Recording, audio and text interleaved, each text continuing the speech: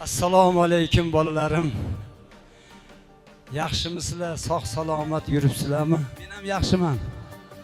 Sojida qizim ham, Panji ukam ham men bilan sizlarni uzoqlardan kuzatib turamiz. Bolalarim, oilalaring tinchmi? Farzandlaring katta bo'lib ketishgandir.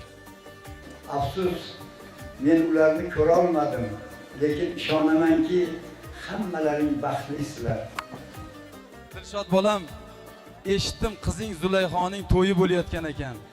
Baxtli bo'lsin, umr yo'li yorug' bo'lsin. Bolalarim, endi nevaralarim Husanjon bilan Shohruxning ham to'ylarini o'tkazinglar.